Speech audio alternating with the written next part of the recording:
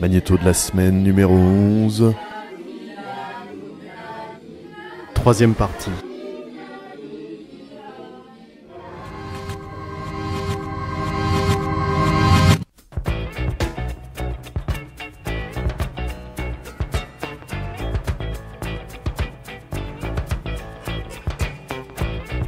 Suite et fin de notre circuit au Sri Lanka. Sigiriya étant peuplé d'éléphants, nous embarquons dans un 4x4 fou qui nous conduit au cœur d'un parc où nous pouvons observer des dizaines de pachydermes. Pour ne pas mourir idiots, nous nous offrons ensuite une balade sur le dos d'un babar hyper domestique dont le douteux propriétaire facture une fortune la demi-heure de marche forcée. Contrairement à ses frères sauvages, notre monture nous offre quelques sons, bien maigres, le souffle puissant de sa trompe, ses pattes qui remuent l'eau du marais, et bien sûr, le cliquetis des chaînes qui l'entravent. Allez.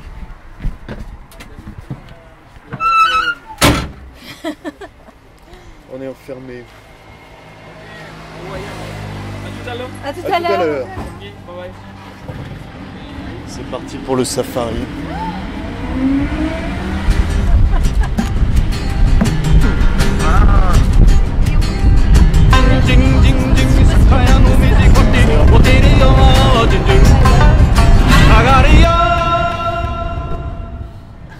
Alors le 4x4 vient de s'arrêter comme un dingue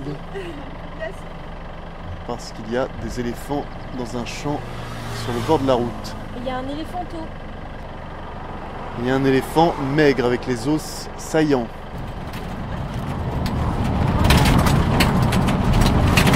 Il roule peut-être à fond.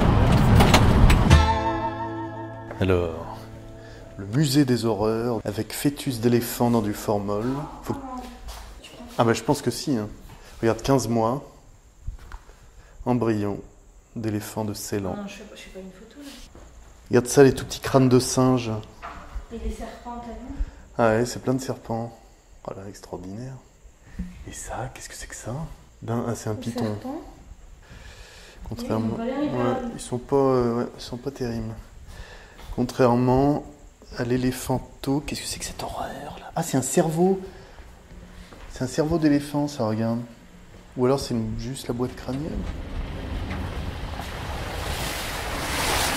On voit des éléphants au loin. Bah, c'est la savane africaine là. Oh.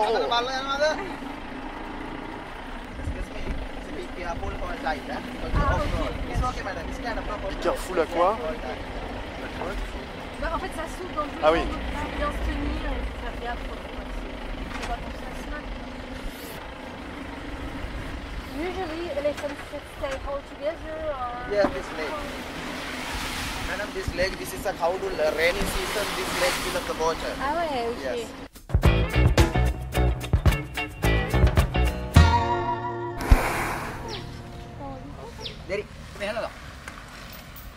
Dari, Dari. Petite randonnée sur la route. Vraiment sur la route. À dos d'éléphant. Et on se rend compte que c'est assez désagréable en fait. Ça bouge de gauche à droite de manière assez violente. Et je me demande si on va pouvoir finir ce trajet sans attraper le mal des transports. Qu'est-ce qu'il y a, les bananes? Mais en fait, à mon avis, il va les faire payer. Enfin, le truc.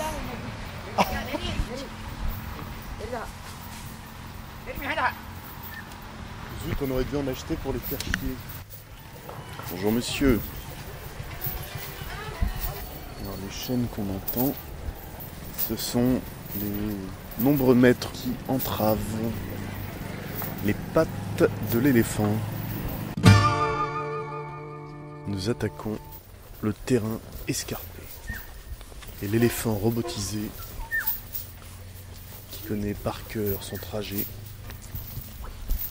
le gravit sans faiblir. T'es capable de lui toucher le crâne?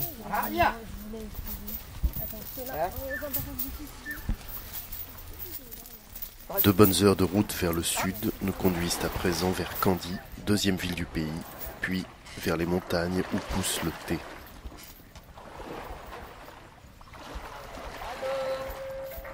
Bonjour monsieur.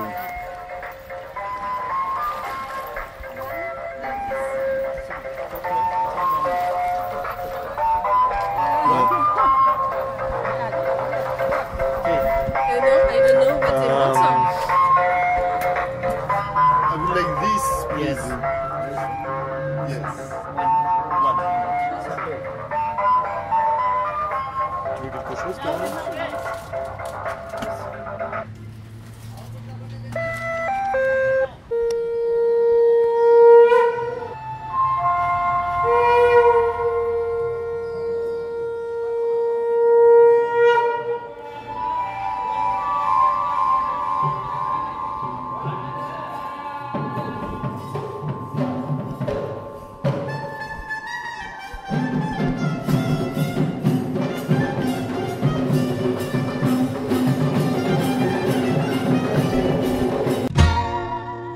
Black tea, white tea and green tea.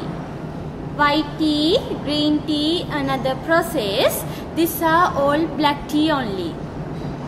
After 7 days, young leaves plucking. One woman, 1 day, 20 kilogram plucking. After put here, this area, withering area. Withering means young leaves 50% dry. Used by a fan. After sieving tea leaves, displays fermentation. Color, flavor, taste are changed. Not use chemicals, used by naturally oxidation. Weather, sometimes 3 hours, sometimes 2.5 hours. If you wait too much, the taste is not good. This machine, dryer machine, 91 Celsius by a firewood temperature. C'est pas électrique, c'est Une énorme chaudière à bois. Entrance firewood. This is go-away machine leaves for dry. 100 years still work. okay. And it's better than electricity, or Yeah. because it works, you use fire? We use fire, 100% naturally flavor.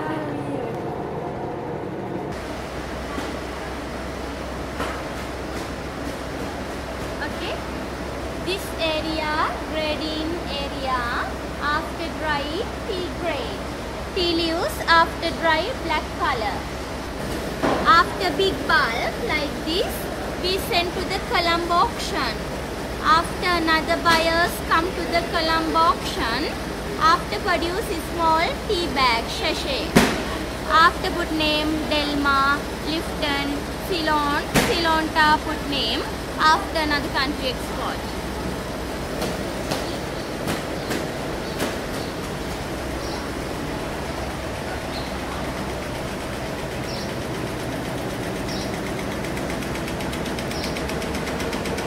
La première étape, c'est le séchage. La deuxième étape, c'est le broyage. Ensuite, tu as un premier tamisage. Ensuite, ce qui reste, tu le fais fermenter pendant 2 heures à peu près.